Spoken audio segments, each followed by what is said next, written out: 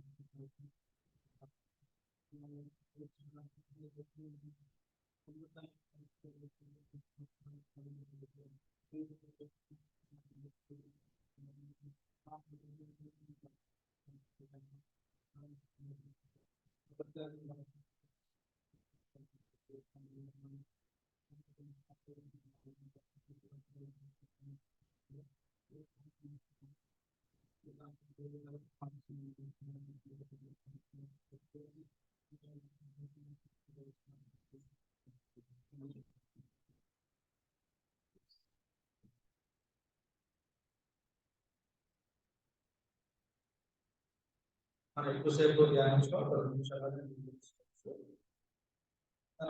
వృత్తాన్ని గురించి ప్రతి వారం లేకపోతే ప్రతి సంవత్సరం ఈ సందర్భంలో వృత్తాన్ని గురించి ఆలోచించాలి అంటే భూమి మీద పుట్టి సుమారు 4,000 కోట్ల మంది మనుషులు పుట్టారు. ఒక మంచి ఆధారం మొదలుకొని ఇంతవరకు అన్ని తరాల్లో అన్ని కాలాల్లో అన్ని ప్రాంతాల్లో కోట్ల మంది మనుషులు జన్మించారు. ఈ 4,000 కోట్ల మందిలో చనిపోయి తిరిగి లేచిన వారు కొంతమంది కూడా దేవుడు యేసుక్రీస్తు ద్వారా కొంతమంది చేశారు. ఆయన బైబిల్లో అయితే ఒక 8 సందర్భాలు మనకు కనిపిస్తాయి. కానీ చనిపోయి మళ్ళా మహిమ శరీరం కలిగి ఉండి వారు ఎప్పటికీ చనిపోయిన వ్యక్తి ఎవరు ఉన్నారంటే కేవలం యేసుక్రీస్తు వారు. ఒక నిజంగానే కనుక మనం న్యూస్ చూసాం అనుకోండి, 3 రోజుల క్రితం చనిపోయిన వ్యక్తి తిరిగి లేచాడంటే ప్రపంచం అంతా ఎలా చెప్పుకుంటుంది, అసలు ఇంటర్నెట్ ఎలా ఉంటుంది, న్యూస్ పేపర్ ఎలా ఉంటాయి, టీవీలన్నీ ఎలాగా ప్రతిధ్వనిస్తూ ఉంటాయి. అలాంటి వార్త యేసుక్రీస్తు వచ్చిన వార్త కనుక resurrection is the most tested event in the history of mankind అంటారు. అంటే మొత్తం మానవ చరిత్ర మొత్తంలో పునరుత్థానం కంటే బలమైన లేకపోతే గొప్పగా నిరూపించబడిన సంగతి కానీ ప్రపంచం అంతటిని ఆశ్చర్యపరిచిన సంగతి కాబట్టి మనం బైబిల్ గ్రంథంలో వస్తూ ఉంటే ఆది కాండం నుంచి ప్రకటన దాకా కూడా ఏం కనిపిస్తుంది అంటే పునరుత్థానం యొక్క ఛాయలు కనిపిస్తా ఉంటాయి. పై ఆదికాండం నుంచి ప్రకటన దాకా. ఆదికాండం మొదటి అధ్యాయంలోనే మనం ఏం చూస్తాం? ఆది అంత దేవుడు భూమి ఆకాశం సృష్టించారు. భూమి నిరాకారంగాను శూన్యంగాను ఉందని మనం చూస్తాం. నిరాకారంగా శూన్యం ఉన్న భూమి మళ్ళా చివరి వచ్చినట్టు వచ్చేటప్పటికి ఏమైపోయింది? దేవుడు దాన్ని చేసినది యావత్తు చూసినప్పుడు అది చాలా మంచిదిగా. అంటే మొదటి అధ్యాయంలోనే మనకి ఏం కనిపిస్తుంది? షాడో ఆఫ్ రిజరక్షన్ అన్నమాట, పునరుత్థానం యొక్క ఛాయ మనకి కనిపిస్తుంది. ఇంకా మీరు బైబిల్ గ్రంథం అంతా చూస్తూ ఉంటే దేవుడు పునరుత్థానాన్ని చాలా రకాలుగా శాంపిల్ గా ఇచ్చాడు. ఇంకా తిరిగి మొదటి స్థితి రాదు అనుకున్న చోట దేవుడు దాన్ని తీసుకొచ్చాడు. ఆదికాండం 3వ అధ్యాయంలో మనం ఆ పండు తినగలన మీరు నిశ్చయంగా చచ్చెదరన్న ఆ యొక్క మాట మనం చూస్తాం. ఆదాము అవ్వ తిన్నారు. మళ్ళా ఆ మరణం అనేది ఎక్కడి వరకు వెళ్ళిందంటే ప్రకటన గ్రంథం 21వ అధ్యాయంలో మనం చూస్తాం. ప్రకటన 21:4 వచనం.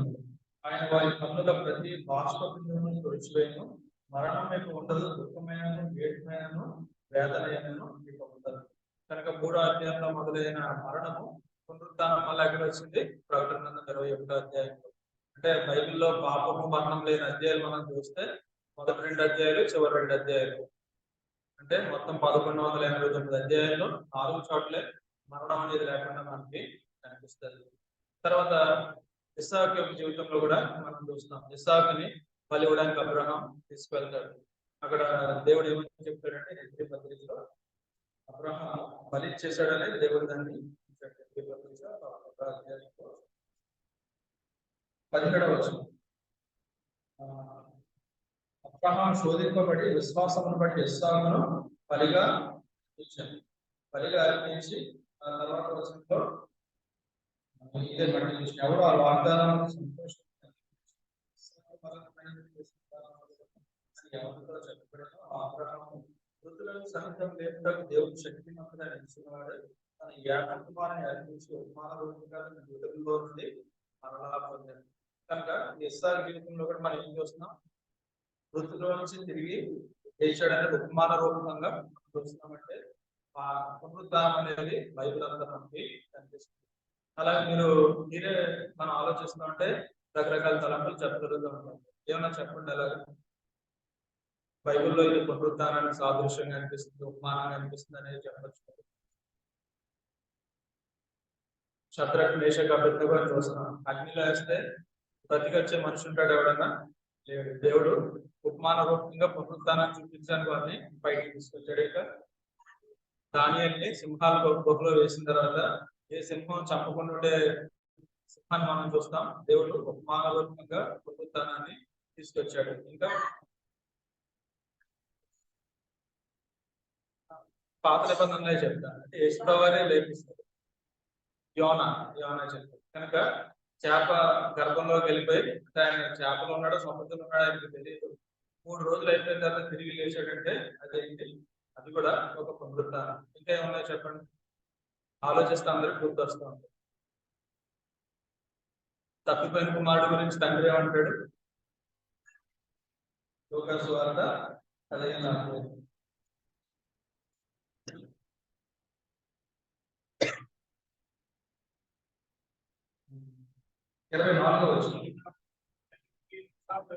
ఈయన కుమారుడు చనిపోయి మరలా తప్పిపోయి దొరికినని చెప్పారు. వారు సంతోషపడతారు. బైబిల్ అంతా పునరుత్థానం మనకి కనిపిస్తూనే ఉంటారు. ఇంకా ఏమైనా కనిపిస్తాయా? యోసేపు గురించి మనం చూస్తాం. యోసేపు చచ్చిపోయాడు అనుకుంటాడు యాకోబు. అలాంటి యాకోబుకి చెట్టు చివరిలో ఏమని తెలుస్తుంది?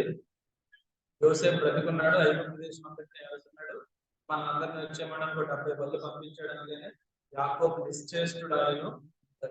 కనుక పునరుత్థానాన్ని దేవుడు బైబిల్ అంతా శాంపిల్ గా చూపిస్తూ వచ్చాడు. తర్వాత 103వ కీర్తనలో కూడా ఒక మాట మనకు కనిపిస్తుంది పునరుత్థానానికి సంబంధించి. 5వ వచనం. పక్షిరాజు యవనం వలె నీ యవనం కొత్తగొచ్చున్నట్టు పేరుతో నీ హృదయమును తృప్తిపరుచున్నాడు. కనుక ఈ పక్షిరాజు ఈగల్స్ అవి ముసలు అయిపోతాయి, వృద్ధాప్యంలోకి వచ్చేస్తాయి. తర్వాత మళ్ళీ ఏమవుతాయి? అవి రెక్కలన్నీ విడిచిపోయి మళ్ళా యవ్వనంలోకి చేస్తాయి. కనుక ఇవన్నీ మనం గమనిస్తూ ఉంటే బైబిల్ అంతా దేవుడు పునరుత్థానాన్ని శాంపిల్ గా పెట్టాడు. గతంలో కూడా ఒకసారి చెప్తాను, ఆది కాండము దేనితో ముగుస్తుంది అనుకున్నాం? ఆది కాండం ఏ సందర్భంతో ముగుస్తుంది? ఆది కాండం 50వ అధ్యాయం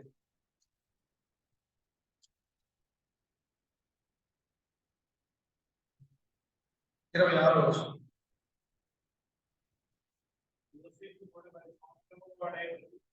యోసేపు 110 సంవత్సరంలో వాడే ఆది కాండం దేనితో ముగుస్తుందంటే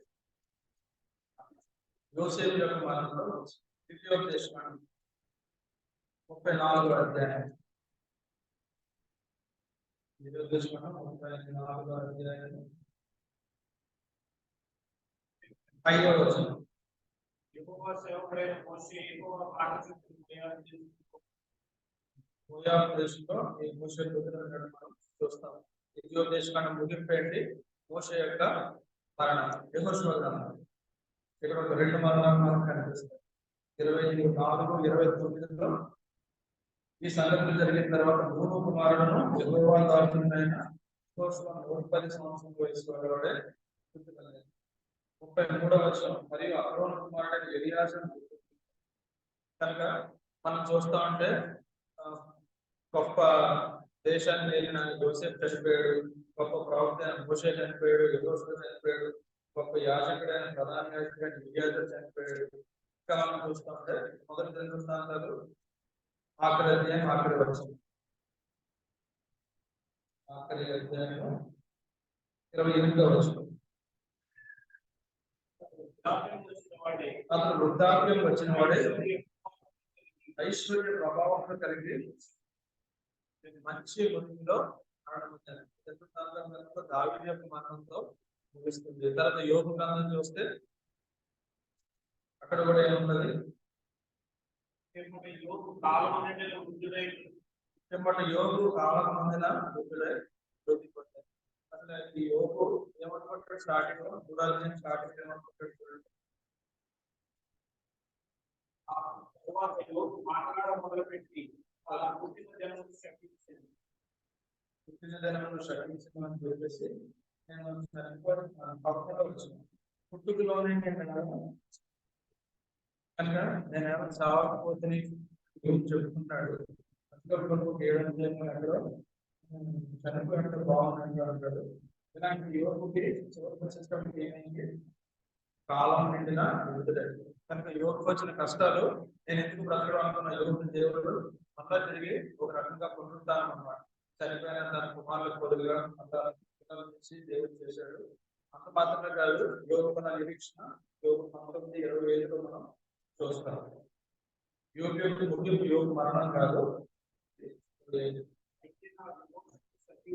అయితే నా విమోచకుడు సజీవుడు. తర్వాత ఆయన భూమి మీద నిలిచినానికి నేను ఎదుగుతున్నాను. ఈనాడు నా చర్మము చీకిపోయిన తర్వాత శరీరంతో నేను దేవుడిని చూశాను. అందులో జనాన వేస్తానండి. అలాగా మనం పాత నిబంధనలో ఎక్కడ చూసినా మరణంతో పాత నిబంధనలో చివరి మాట ఏంటంటే చాలాసార్లు చెప్తున్నాం కదా, మలాకి గ్రంథం ఆఖరి అధ్యాయం ఆఖరి వచనం. నేను వచ్చి దేశమును శపించమన్నాడు.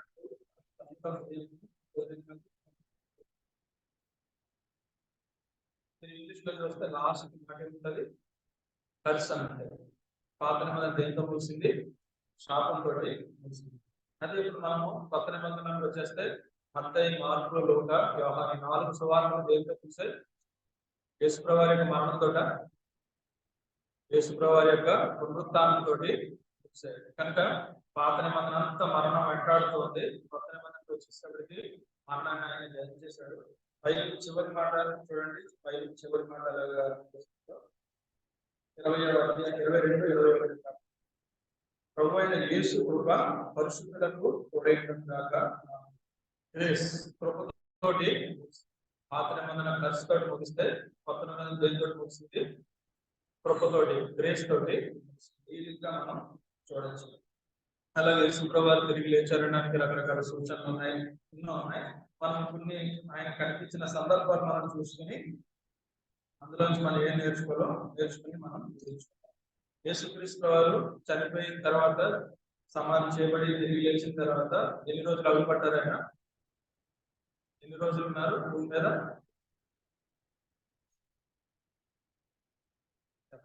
ఎన్ని రోజులు ఉన్నారు? 40 రోజుల పాటు ఆయన శిష్యులకు ప్రత్యక్షమయ్యారు. అంటే 40 రోజుల్లో వేరు వేరు సందర్భాల్లో.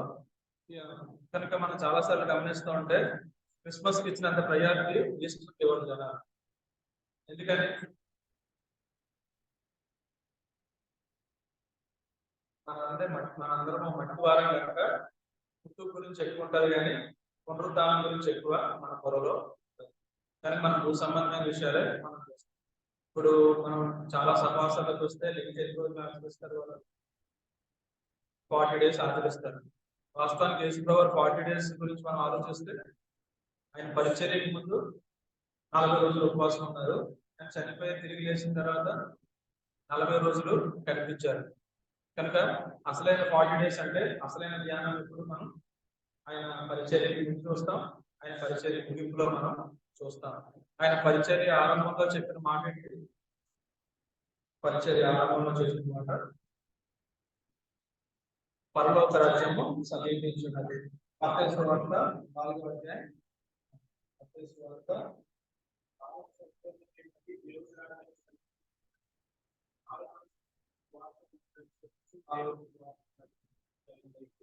4:17 మనం చూస్తాం. యేసు పరలోక రాజ్యము సమీపించున్నది కనుక ఆయన పరిచర్యలో ఫస్ట్ మాట ఏంటి? పరలోక రాజ్యము సమీపించింది. ఆయన పరిచర్యలో ఆఖరి మాట ఏంటి? అపోస్తలుల కార్యాలు 1వ అధ్యాయం. అపోస్తలుల కార్యాలు 1వ అధ్యాయం.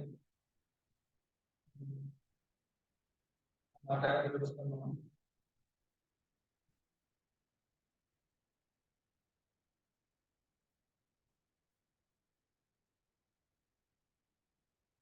మూడవ వచనం. ఆయన శ్రమపడిన తరువాత 40 దినముల వరకు వారికి అగుపడుచు దేవుని రాజ్యం నుంచి బోధించు అనేక ప్రమాణాలను చూపి వారికి తనతో సజీవంగా కనపరుచుకున్నాడు. యేసుక్రీస్తు వారి పరిచర్య కాలం దేంతో మొదలైంది? పరలోక రాజ్యంతో, దేవుని యొక్క రాజ్యంతో. ఆయన యొక్క పరిచర్య దేంతో ముగిసింది? దేవుని రాజ్యంతో, పరలోక రాజ్యంతో వచ్చిన సంగతితో ముగిసింది. అయితే యేసుక్రీస్తు వారి యొక్క పుట్టుక గురించి ఎన్ని సువార్తలు ఉంది? యేసుక్రీస్తు వారి యొక్క పుట్టుక గురించి మత్తయి సువార్త, లూకా సువార్త. అంతేగాని మరి ఎక్కడ మనకి మార్కులో కానీ యోహానులో కానీ కనిపిస్తుంది. ఎందుకని కనిపించింది చెప్పండి? మార్కు సువార్తలో ఆయన దేనితో వచ్చాడు? ఆయన సేవకుని కనుక ఒక సేవకునికి ఎప్పుడు పుట్టాడు అనేది అనవసరం. అక్కడ వచ్చి పనిచేసాడా వెళ్ళిపోయాడు. అయితే యోహాను సువార్తలో పుట్టుక గురించి ఉండదు. ఎందుకని? ఆయన దేవుని కుమారుడు కనుక దేవునికి పుట్టుక ప్రారంభం అనేది ఉండదు కనుక అక్కడ లేదు. కానీ ఆయన యొక్క పునరుద్ధానం గురించి, ఆయన యొక్క శిలువ శ్రమల గురించి 4 సువార్తల్లో కూడా కనిపిస్తుంది. మనం మత్తయి, మార్కు, లూకాలో చూస్తే ఆయన శిలువ శ్రమలు ఒక్కొక్క అధ్యాయము, ఆయన పునరుద్ధానం ఒక్కొక్క అధ్యాయం కనిపిస్తుంది. అదే యోహాను సువార్తలో చూస్తే ఆయన శిలువ శ్రమలు 2 అధ్యాయాల్లో, ఆయన పునరుద్ధానం తర్వాత 2 అధ్యాయాల్లో మనకి కనిపిస్తుంది. అయితే యేసుక్రీస్తు తిరిగి లేచిన తర్వాత 10 సందర్భాల్లో కనిపిస్తారు. ఆ 10 మనము చాలా త్వరగానే చూసుకుని మనం ముగించుకోవచ్చు. మొట్టమొదటి ఆయన ఎక్కడ కనిపించారంటే మార్కు సువార్త 16వ అధ్యాయం. ఈ 10 సంగతులు కూడా దేవుడి రాజ్యం యొక్క వెలుగులో మనం చూడాలి. మత్తయి సువార్త 16వ అధ్యాయం 9వ వచనంలో మనం చదవచ్చు. ఆదివారం తెల్లవారినప్పుడు యేసు లేచి తాను 7 దినములు వెళ్ళబడిన మగ్దలేనే మరియకు, ఫస్ట్ ఎవరు కనిపించారు? మగ్దలేనే మరియకు కనిపించారు. ఇక్కడ మనం ఏం చూడవచ్చు అంటే యేసు ప్రభువు అసలు భూమి మీద ఏ వ్యక్తికైనా తన గొప్ప పని సాధిస్తే ఎవరికి కనిపిస్తాడు? అసలు ఆయన దృష్టిలో ఎవరు విలువైన వాళ్ళో వారికైనా కనిపిస్తాడు. ఈమె ఎలాంటిదంటే మనం చూస్తాం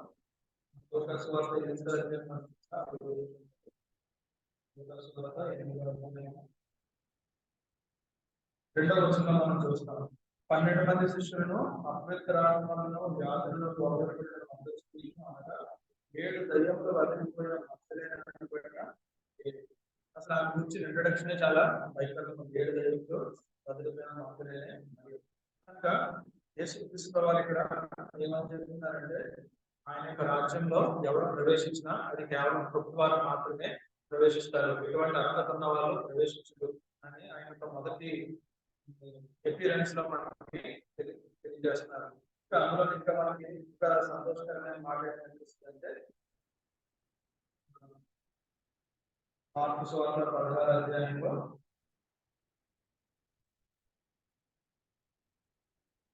ఆయనతో ఉండిన వారు దుఃఖపడి ఏడ్చుకుంటగా ఆమె వెళ్ళి ఆ సంగతి వారిని తెలియజేసిన కానీ దేశంలో మాట చెప్తారు. ఈ ఏ పత్రిక నా సహోదరులకు తెలియజేయడం సార్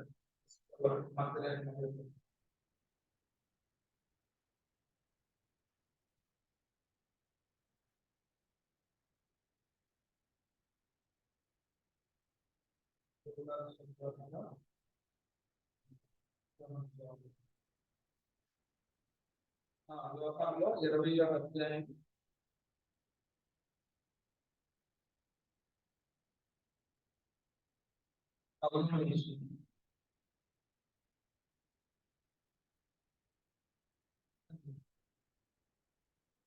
వెళ్ళి సంగతి నా సహోదరుని చెప్పండి.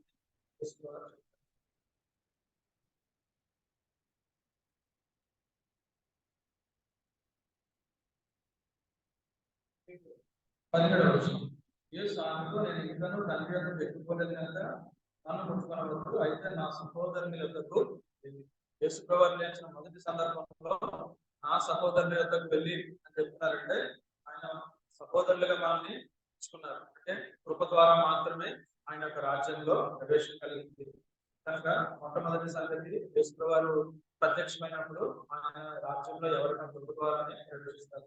రెండో సందర్భం యేసు ప్రభువు ఎక్కడ కనిపించారంటే మత్తయి సువార్త 28వ అధ్యాయంలో మనం చూస్తాం. 9-10 వచనాల్లో మనం చూస్తే యేసు వారిని ఎదుర్కొని కనుక వీళ్ళు ఎవరికంటే స్త్రీలు. 5వ వచనం మనం చూస్తాం యువత ఆ స్త్రీలను చూసి. కానీ యేసు ప్రభువు రెండో సందర్భంలో ఎవరు కనిపించారు? కొందరు స్త్రీలకు కనిపించారు. కనుక మొట్టమొదటిగా యేసు ప్రభువుని ఆరాధించింది ఎవరు? పునరుత్థానుడైన యేసు ప్రభువుని స్త్రీలు. పునరుత్థానుడైన యేసు ప్రభువు గురించి మొట్టమొదటిగా సాక్ష్యం చెప్పింది ఎవరు? స్త్రీలు. కనుక మనం గమనిస్తూ ఉంటే పాత నిబంధనలో కానీ యూదుల కాలంలో వారి స్త్రీలను చాలా సమానంగా చూసేవారు కాదు పురుషులతో. కానీ దేవుడు బైబిల్ అంతా స్త్రీలు ఆరాధించినట్టుగా మనం చూస్తాం. బైబిల్లో మొట్టమొదటిగా పాట పాడిన స్త్రీ ఎవరు చెప్పండి? పాట పాడిన స్త్రీలు మనం గుర్తు చేసుకుంటే మిరియాము పాట పాడారు. 15వ అధ్యాయంలో మనం చూస్తాం. ఇంకా పాటలు పాడిని దేవుని ఆరాధించిన స్త్రీలు ఎవరు ఉన్నారు? దెబోరా. అది న్యాయాధిపతుల గ్రంథము 5వ అధ్యాయంలో మనం చూస్తాం. తర్వాత మొదటి సమూయేలు గ్రంథం 2వ అధ్యాయంలో ఎవరు పాడారు? హన్నా పాడినట్టు మనం దేవుని ఆరాధించినట్టు చూస్తాం. ఇంకా మొదటి సమూయేలు గ్రంథం 18వ అధ్యాయంలో పాటలు పాడతారు ఎవరు?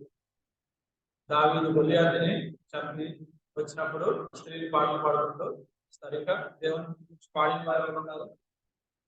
మరియ గురించి మనం చూస్తాం. లూకా సువార్త 2వ అధ్యాయంలో మనం చూస్తాం. ఆ తర్వాత 61వ కీర్తనలో ఎక్కడ కూడా ఒక చోట స్త్రీలు ఎలా ఉన్నారు అనేది దేవుడు రాయిస్తాడు.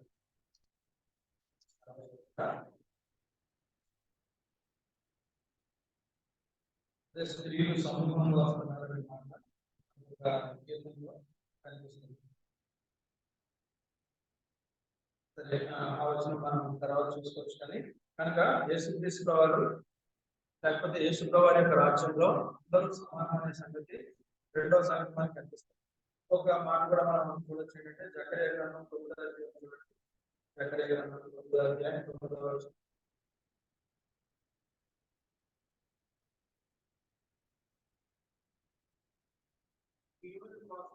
సియోను నివాసులారా సంతోషించండి, యెరూషలేము నివాసులారా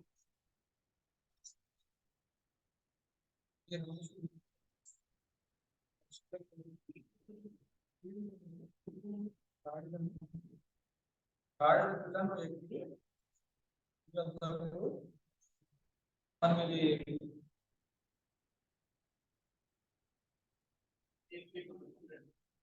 28:11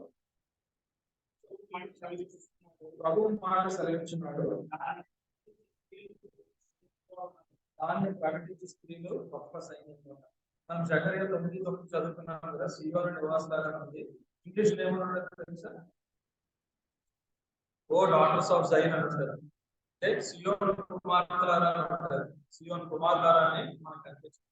అంటే దేవుణ్ణి స్తుతించేవారు, పాడేవారు ఇక్కడ ఎక్కువ మంది ఎవరు కనిపిస్తున్నారు? స్త్రీలే కనిపిస్తారు. మీరు ఏ మందిరంలో చూసినా కౌంట్ ఎవరు ఎక్కువ ఉంటారు? స్త్రీలే ఎక్కువ ఉంటారు. ఆ లెక్కను చూస్తే పరలోకంలో కూడా కౌంట్ ఎవరు ఎక్కువ ఉంటారు? స్త్రీలే ఎక్కువ ఉండొచ్చు. అందుకే గలతీ పత్రిక 3:25లో గలతీ పత్రిక 3:28 ఇందులో యూదులని క్రీస్తు దేశస్తులని లేదు, దాసుడని స్వతంత్రుడని లేదు, స్త్రీ అని యేసుక్రీస్తుని మీరు అందరూ ఎక్కడ యేసుక్రీస్తు వారు చనిపోయి మొదటి సందర్భము ఎవరైనా రాజ్యంలోనికి కృప ద్వారా ప్రవేశిస్తారు. రెండవది ఆయన రాజ్యంలో అందరూ సమానులే అనే చూస్తారు. మూడవది మనం చూస్తే లూకాసు వార్త 24:15 మూడో సందర్భంలో కనిపించారు. ఆయన ఎవరు కనిపించారంటే అమ్మాయి గ్రామానికి వెళ్ళే ఇద్దరు శిష్యులకు కనిపించారు. అక్కడ యేసుప్రభువు వారి యొక్క రాజ్యం గురించి మనం మూడో సంగతి చేసినట్లయితే బైబిల్ అనేది ఆయన రాజ్యం యొక్క నిబంధన పుస్తకం. ఎందుకంటే మనం గమనిస్తే అక్కడ 3 సంగతులు ఆగిపోతాయి. మొట్టమొదటిగా వారి కాన్వర్సేషన్ ఆగిపోతుంది. వారి యొక్క సంభాషణ ఏమైపోయింది? లోక సంగతులు ఏం మాట్లాడుకోవట్లేదు. వారు యేసుప్రభువు పొందిన సమయంలో ఇవన్నీ వారు మాట్లాడుకుంటున్నారు. వారి సంభాషణ ఆలోచించుకుంటున్నారు. యేసుక్రీస్తు వారి యొక్క పునరుత్థానము వారి యొక్క సంభాషణని మార్చేసింది. రెండవది యేసుక్రీస్తు వారి యొక్క పునరుత్థానం ఏం చేసిందంటే వారి యొక్క బైబిల్ స్టడీని మార్చేసింది. కానీ యేసుప్రభువు ఏం చెప్తున్నారు 25వ వచనంలో, అందుకు ఆయన అవివేకి ద్వారా ప్రవక్తలు చెప్పిన మాటలన్నిటిని నమ్మని నమ్మకముగా. 27వ వచనంలో మోషేయు సమస్త ప్రవక్తలను మొదలుకొని లేఖనములన్నిటిలో తను కూర్చిన వచనంలో 44వ వచనంలో అంతటా ఆయన మోషే ధర్మశాస్త్రంలోను ప్రవక్తల గ్రంథంలోను కీర్తనలోను, అంటే పాత నిబంధన మొత్తం కలిపితే మోషే ధర్మశాస్త్రం మొదలైన పుస్తకాలు, మిగతా ప్రవక్తల గ్రంథాలు, కీర్తనలను మనకు వేరుగా కనిపిస్తాయి. ఇవన్నీ కూడా యేసుప్రభువుని గురించి చెప్తున్నారు. కనుక వారి యొక్క బైబిల్ స్టడీని మార్చేసింది. మూడవగా వారి యొక్క సాక్ష్యాన్ని కూడా మార్చేసింది. 48వ వచనంలో మనం చూస్తే ఈ సంగతులకు మీరే సాక్ష్యం. 47వ వచనంలో యెరూషలేము మొదలుకొని సమస్త జనాంగంలో ఆయన పేరట మారు మనసులో పాపక్షమాపణలు ప్రకటింపబడిందని రాయబడినది. ఈ సంగతులకు మీరే సాక్షులు. కనుక మొట్టమొదటిగా యేసుక్రీస్తు వారి యొక్క పునరుత్థానము కృప ద్వారానే ఆయన రాజ్యంలో ప్రవేశిస్తాం. రెండవది ఆయన రాజ్యంలో అందరూ సమానులు చూసాం. మూడవది ఆయన రాజ్యంలో ఉండే వారందరికీ ఏకైక నియమము పరిశుద్ధ గ్రంథం మాత్రమే. తర్వాత 4వది మనం చూస్తే లూకాసు వార్త 24వ అధ్యాయము 33-34 వచనం. ఆ గడియలోనే వారు లేచి యెరూషలేమునకు తిరిగి వెళ్ళగా 11 మంది శిష్యులను వారితో కూడా ఉన్నవారిని కూడికొచ్చి ప్రభు నిజంగా లేచి సీమోనుకు కనబడినని చెప్పుకొనిది. ఇది 1 కొరింథీ 15:5 వచనంలో కూడా పౌలు భక్తుడు రాస్తాడు. 1 కొరింథీ 15:5 ఆయన తరువాత 12 కనబడింది.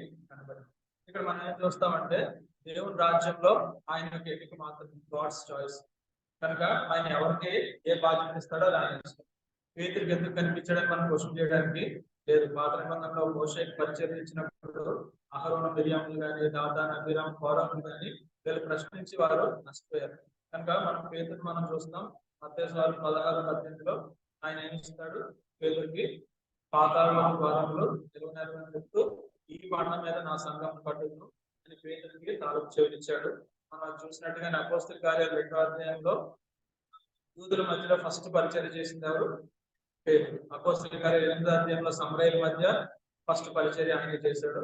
అపోస్తల కార్యాలు 10వ అధ్యాయంలో జనుల మధ్య ఫస్ట్ పరిచర్య ఆయన చేశాడు. మనం యోహాను సువార్త 21వ అధ్యాయంలో చూసినట్టు నా గొర్రె పిల్లలను నా గొర్రెలను అని చెప్పేసి మనం చూస్తాం.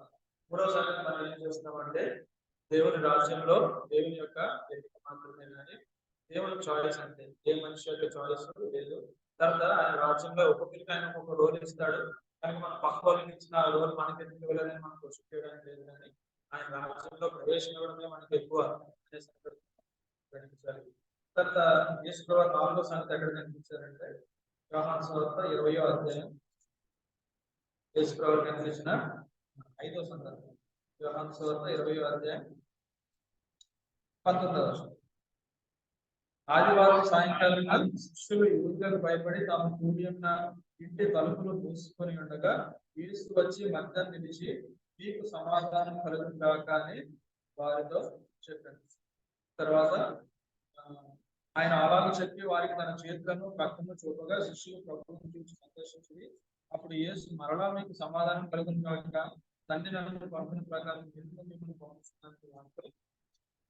అంటే 5వది మనం ఏం చూస్తామంటే దేవుని రాజ్యంలో ఉన్న వారందరూ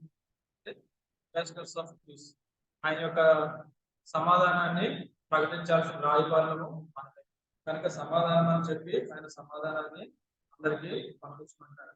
కానీ ఇప్పుడు మనం కూడా ఏం చేయాలి? ఆయన యొక్క సమాధాన వార్తను మనము అందరికీ ప్రకటించగలముగా ఉండాలి. కనుక వారు భయపడుతున్నారు, కలవడుతున్నారు, అలాంటి వారికి ఆయన సమాధానాన్ని ఇచ్చాడు. అందుకోసమే మనం అక్కడ చూస్తామంటే 2వ కొరింథీయులు అనుకుంటా పౌలు భక్తుడు మాట రాస్తాడు. 2వ కొరింథీ 5వ అధ్యాయం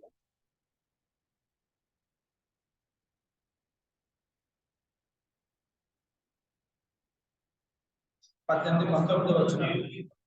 సమస్తమును దేవుని వలన ఆయన మన క్రీస్తు ద్వారా తనతో సమాధానపరుచుకుని ఆ సమాధానపరచు పరిచర్యను మాకు అనుగ్రహించాడు. కనుక కింద వచనంలో అయితే సమాధాన వాక్యమును మాకు అప్పగించాను. కనుక 5వదిగా ఆయన యొక్క పునరుద్ధానం యొక్క 5వ ప్రత్యక్షత లేకపోతే 5th ఎక్స్పీరియన్స్ మనకు ఏం చెప్తుందంటే మనకు సమాధానపరచు పరిచర్యను కొనసాగించవలసిన వారు. తర్వాత 6వ సంగతి ఏంటంటే ఇదే యోహాను సువార్త 20వ అధ్యాయంలో 24వ వచనంలో మనం చూస్తాం. యేసు వచ్చినప్పుడు 12 మందిలో ఒకడైన దిదుమానబడిన తోమ వారితో లేకపోతే కనుక తగ్గిన శిష్యులు మేము ప్రభువును చూచిద్దామని అతనితో చెప్పగా అతడు ఆయన చేతులలో ఇటుక పురుగును చూచి నా వేల మీకుల గురిలో పెట్టి నా చెయ్యి ఆయన పక్కలో ఉంచితేనే కానీ తనే నమ్మని ఆలోచన తనను మళ్ళా మామూలు కనిపించినట్టు నా ప్రభుగా నా దగ్గర ఉన్నట్టు కూడా చూస్తాం. 5వ సంగతి ఏం జరిగిందంటే మన యొక్క దేవుని రాజ్యంలో ఉన్న మనందరము విశ్వాసం ద్వారా కనుక ప్రతిదీ నేను చూస్తే నమ్ముతాను అనేది ఇప్పుడు ఈ సంగతి మనం ఇప్పుడు గ్రహించాలి. కనుక ఆదికాండం 3వ అధ్యాయంలో వారు చేసిన మొట్టమొదటి పాపం ఏంటి? అవిశ్వాసం. కనుక ఈ పండు మీరు పెట్టే నిశ్చయంగా చేస్తారంటే అపవాది చెప్పిన చావనే చావడన్న మాట వారు నమ్ముతారు, కానీ దేవుడు చెప్పిన మాటను వారు విశ్వసించలేదు. కనుక యేసు వారు చెప్తూ ఏమంటారు? లూకాసు 18:8 కుమారుడు మళ్ళా భూమి మీదకి వచ్చేటప్పుడు ఆయన భూమి మీద విశ్వాసాన్ని కనుగొంటాడు. కనుక ఆయన యొక్క 6వ ప్రత్యక్షం మనకి ఏం చెప్పాలని చెప్తుందంటే మనమందరం ఆయన రాజ్యంలోకి వెళ్తున్నాం. భూమి మీద ఆయన రాజ్యంలో ఉన్న మనము విశ్వాసంతో నడవాలి. అందరూ వెలు చూపుని బట్టి కాక విశ్వాసంతో నడుచుకోవాలని 2వ కొరింథీ walk by faith not by sight అని చూస్తాం. 2వ కొరింథీ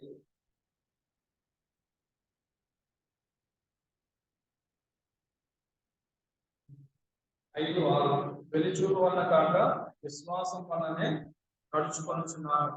2వ కొరింథీ 5:6లో మనం చూస్తాం. 7వ సందర్భం మనం ఎక్కడ చూస్తామంటే యోహాను సువార్త 21వ అధ్యాయం. ఇక్కడ యేసుక్రీస్తు వారు 7 శిష్యులకు ఆయన కనిపిస్తారు. కనిపించినప్పుడు వారు మళ్ళా చేపలు పట్టడానికి వెళ్ళిపోతారు. వాళ్ళకి ఏమీ దొరకదు. తిరిగి వచ్చిన తర్వాత యేసుక్రీస్తు వారు వాళ్ళని గద్దించరు కానీ వారిని ఎక్కడ వేయాలో చెప్తారు. వాళ్ళు వేసినప్పుడు 153 శాఖలు పడతాయి. వీటన్నింటినీ వారు పట్టుకొని వస్తారు. అప్పుడు యేసుక్రీస్తు వారు పేతురుతో చెప్తున్నారు ఏంటంటే, వీరికంటే నీవు నన్ను ఎక్కువగా ప్రేమించున్నావు. 3 సార్లు మాట మనకు కనిపిస్తుంది. 15వ వచనంలో యోహాను కుమారుడైన సీమోను, వీరికంటే నీవు నన్ను ఎక్కువ ప్రేమించున్నావు. తర్వాత మళ్ళా 16వ వచనంలో యోహాను కుమారుడైన సీమోను, నన్ను ప్రేమించున్నావా? 17వ వచనంలో యోహాను కుమారుడైన సీమోను, నన్ను ప్రేమించున్నావా? ఆయన యొక్క 7వ పునరుద్ధానం యొక్క అధ్యక్షుడు ఏం తెలియజేస్తుంటే, మనం దేవుని పట్ల అత్యధికమైన ప్రేమ కలిగి ఉండాలి. మన యొక్క ఏ కుటుంబ సభ్యుల పైన కానీ, ఏ వ్యక్తి పైన కానీ యేసు ప్రభువుని ప్రేమించిన దానికంటే ఎక్కువ మనము ప్రేమించకూడదు. కనుక ఏ వస్తువు పైన కానీ అటువంటి గొప్ప ఎఫెక్షన్ ఉండకూడదు. కేవలం యేసు ప్రభువు మాత్రమే అటువంటి ప్రేమను మనము కలిగి ఉండాలి. తర్వాత 8వ సందర్భం మనం ఎక్కడ చూసుకుంటే మత్తయి సువార్త 20వ అధ్యాయంలో మనకి కనిపిస్తుంది. మత్తయి సువార్త 28వ అధ్యాయంలో 16వ వచనంలో మనం చూస్తాం. 11 మంది శిష్యులు యేసు తనకు నిర్ణయించిన గలిలయలోని కొండకు వెళ్ళి వారు ఆయనను చూచి ఆయనకు మృక్కిరి కానీ అందరూ సందేహించింది.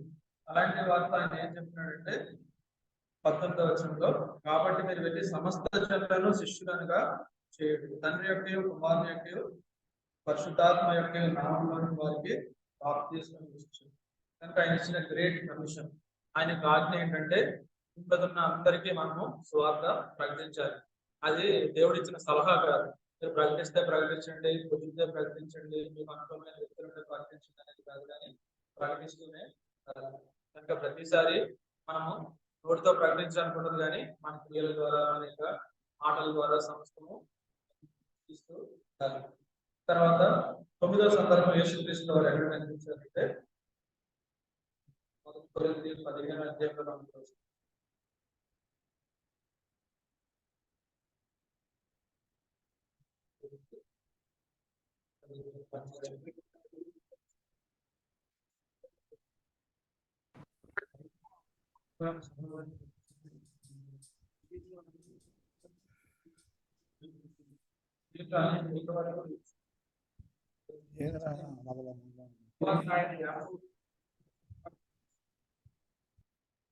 యాకోబుకి అపోస్తలులకు అందరికీ కలిసి కనబడిన సంగతి. ఈ 500 మంది బహుశా 2 సందర్భాలు ఏదో ఒక సందర్భం ఉండొచ్చు. మత్తయి సువార్త 25వ సందర్భం గురించి, 24వ సందర్భం ఉండొచ్చు. ఇక్కడ యాకోబుతో పాటు కనిపించారు. ఈ యాకోబు ఎవరు చెప్పండి? యాకోబు ఎవరు? ఆయన శిష్యుడైన యాకోబేనా? ఆయన సహోదరుడైన యాకోబు.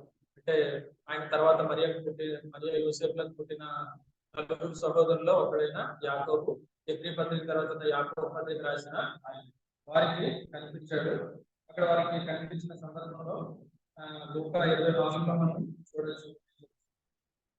లూకా 24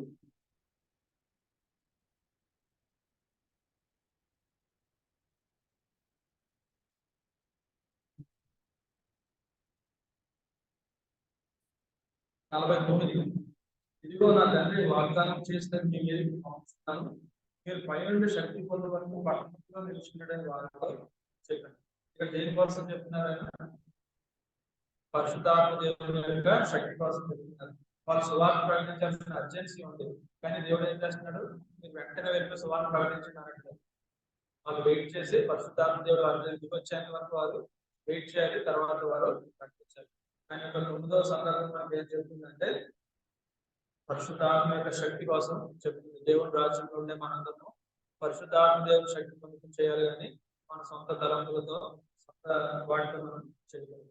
ఆయన 10వ సందర్భంలో మనం ఎక్కడ గమనిస్తామంటే అది లూకా సువార్త 24 ఆఖరి అని అపోస్తలుల కార్యాలు 1వ అధ్యాయంలో మనకు కనిపిస్తుంది. 50వ వచనం లూకా 24 ఆయన ప్రార్థన అయ్యే వరకు వారిని తీసుకుని పోయి చేతులెత్తి వారిని ఆశీర్వదించాను. వారిని ఆశీర్వదించుండగా ఆయన వారిలో నుండి ప్రత్యేకింపబడి పరలోకమునకు ఆరోహణుడు. ఆయన వారికి చివరిగా ఆయన ఏమి ఇచ్చాడు చెప్పండి? ఆశీర్వాదాలు ఇచ్చాడు, బ్లెస్సింగ్స్. ఆశీర్వాదాలకు ఇంకొక పదం ఏంటి చెప్పండి? బ్లెస్సింగ్స్ మరో పదం గిఫ్ట్స్ అంటే కృపావరాలు ఆయన ఇచ్చాడు. మనం మొదటి కొరింథీ 12వ అధ్యాయంలో చూస్తాం, రోమాలో, ఎఫెసీ 3 చోట్ల మనం చూస్తాం. దేవుడు ఆశీర్వాదాలు లేదంటే కృపావరాలు ఇచ్చాడు. ఆ కృపావరాలను అనుసరించి పరిచర్య చేయడానికి, ఆత్మవరాలను అనుసరించి పరిచర్య చేయడానికి దేవుడు ఇచ్చాడు. కనుక మనం పదే ఒకసారి జ్ఞాపకం చేసుకుని మనం పాల్గొనగలం. ఆయన మొదటిగా కనబడిన సందర్భంలో మనం ఏం చూస్తాం, మగ్ధలేని మధ్య కనిపించినప్పుడు ఆయనకు కృప ద్వారా మాత్రమే ఆయన రాజ్యంలో ప్రవేశింది కానీ ఏ మానవ క్రియ ద్వారా లేదు. రెండవది, ఆయన స్త్రీలకు కనబడ్డాడు. కనుక ఆయన మొట్టమొదటి ఆరాధించిన వారు కానీ, ఆయన కోసం సాక్ష్యం ఇచ్చిన వారు కానీ స్త్రీలే. కనుక ఆయన రాజ్యంలో అందరూ సమానమే. కనుక ఎటువంటి తారతమ్యాలు లేవు. ఆ సంగతి మనం గ్రహించాలి. భూలోకానికి సంబంధించిన ఏ అర్హత కూడా దేవుని రాజ్యంలోనికి ఎక్కువైన అర్హత లేదు. అందరూ సమానమైన సంగతి. మూడవది, ఆయన ఎవరికి కనిపించాలనుకున్నాం, ఎంఐ గ్రామం వెళ్ళేవారు. వారి ద్వారా మనం ఏం నేర్చుకుంటాం, దేవుడి వాక్యం పట్ల మన యొక్క ధ్యానం డిఫరెంట్ గా మారిపోవాలి. కనుక వారి యొక్క సంభాషణ మారిపోయింది, వారి యొక్క బైబిల్ ధ్యానం మారిపోయింది. మూడవది, వారి యొక్క సాక్షి జీవితం కూడా మారిపోయింది. నాలుగోది మనం ఏం చూసుకున్నాం, ఆయన పేతురుతో మాట్లాడాడంటే దేవుడి రాజ్యంలో దేవుడు నీళ్ళు కంటే కనుక మనం గర్వించడానికి ఏమీ లేదు. దేవుడు మనకి ఏదైనా ఆధిపత్యం దాన్ని బట్టి అతిశయించడానికి లేదు. ఐదవది, ఆయన కనిపించడం, ఆయన తోమ లేకుండా ఉన్న శిష్యులందరూ కనిపించాడు. ఇక్కడ వీరందరూ సమాధాన వార్తను ప్రకటించాల్సిన భారాన్ని సమాధానపరచు పరిచర్యను దేవుడు వారికి అప్పగించాడు. దేవుడి రాజ్యంలో ఉన్న మనం కూడా ఆ పరిచర్యను కొనసాగించాలి. ఆ రోజు మనం తోమతో పాటు ఉన్నప్పుడు కనిపించాడు. మన విశ్వాసంలో నడవాలి. కనుక భూ సంబంధమైన వాటిని చూడకుండా మన పరలోక సంబంధమైన సంగతిని చూస్తేనే విశ్వాసంలో నడవాలి. ఏడవది మనం ఏం చూస్తున్నాం, తెరలే సముద్ర తీరంలో కనిపించాడు. యోహాను సువార్త 21వ అధ్యాయంలో ఆయన పట్ల మన ప్రేమ అత్యధికంగా ఉండాలి. వీరందరికంటే నన్ను ఎక్కువ ప్రేమిస్తున్నాం అన్నట్టుగా మనము ఏ వ్యక్తిని, ఏ వస్తువుని కంటే కూడా యేసుక్రీస్తువారిని అధికంగా ప్రేమించాలనుకుంటున్నారు. 8వ సందర్భంలో మనం ఏం చూస్తాం, ఆయన ఇచ్చిన గ్రేట్ కమిషన్, గొప్ప ఆజ్ఞ. ఆయన సమస్త జనులను నాకు శిష్యులుగా చేయడం, క్రైస్తవులుగా చేయడం చెప్పలేదు. ఆయన ఏం చెప్పాడు, ఆయన శిష్యులుగా చేయడం. బైబిల్లో క్రైస్తవులు అని ఎన్నిసార్లు చెప్పండి, 3 సార్లు కనిపిస్తుంది. ఒకటి అపోస్తల కార్యాలు 11వ అధ్యాయంలో అంతియోక్యలో వారు క్రైస్తవులు అనబడ్డే అన్నది. అపోస్తల కార్యాలు 26వ అధ్యాయంలో రాజు సులభంగా నన్ను క్రైస్తవుని చేయించుకున్నారు. మూడోసారి మొదటి పేతురు 4వ అధ్యాయంలో ఎవడైనా క్రైస్తవుడు అయినందుకు బాధ అనుభవించిన అతను దాన్ని బట్టి సంతోషించాలని మనం చేస్తాం. ఈ 3 సందర్భాల్లో మాత్రమే క్రైస్తవుడు అన్నాడు. కానీ శిష్యులని కనీసం 300 సార్లు కంటే ఎక్కువ సార్లు మనం కనిపిస్తాం. ఇంకా మన బోధనలు చేసినట్టు మనం జీవిస్తేనే మనం శిష్యులుగా పిలువబడతాం. 8వ సంగతి మనం ఏం చూస్తున్నాం, 8వ సంగతి గ్రేట్ కమిషన్ చూస్తున్నాం. 9వ సంగతి పరిశుద్ధాత్మ శక్తి పొందే మాత్రమే ఆయన రాజ్యంలో మనం పనిచేయాలి, కానీ మన సొంత శక్తి అనేది దేవుడు ఎప్పుడు కోరుకోవడం లేదు. 10వ సంగతి ఆయన ఇచ్చిన ఆశీర్వాదాలు పొందుతుంటే ఎఫెసీ పత్రికలో ఆయన ఆత్మ సంబంధమైన ప్రతి ఆశీర్వాదంలో మనకు అనుగ్రహించదనే మాట మనం చూస్తాం. కనుక ఆయన ఇచ్చిన కృపావరాన్ని, తలాంతుని మనము వాడి ఆయన పరిచర్య చేయాలని రాజ్యంలో. తర్వాత కృపావరం తలాంతుల గురించి ఒక మాట చెప్తారంటే,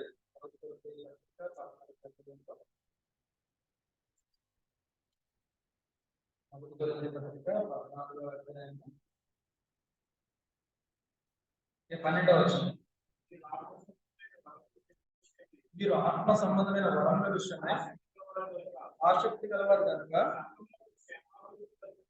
సంఘములకు క్షేమాభివృద్ధి కలుగుతాయి, అవి మీకు విస్తరించినట్లే ప్రయత్నం చేయండి. కనుక దేవుడు మనకు ఇచ్చిన ఈ ఆత్మ సంబంధమైన వరాలు విస్తరించినట్టు మనం ప్రయత్నం చేయాలి. దేవుడు మనకి ఇచ్చిన తలాంతుల్ని పూర్తిగా కప్పెట్టేవాళ్ళని కాకుండా అవి విస్తరించినట్టు మనం ప్రయత్నం చేయాలి.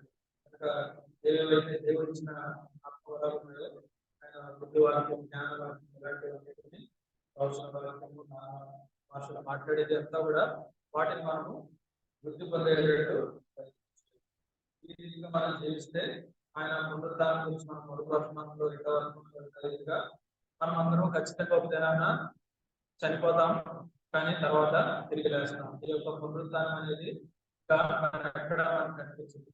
కనుక క్రిస్టియానిటీ ఉన్న 2 యూనిక్ సంగతులు ఏం చెప్తారంటే, Christianity is the only religion associated with the humiliation of God.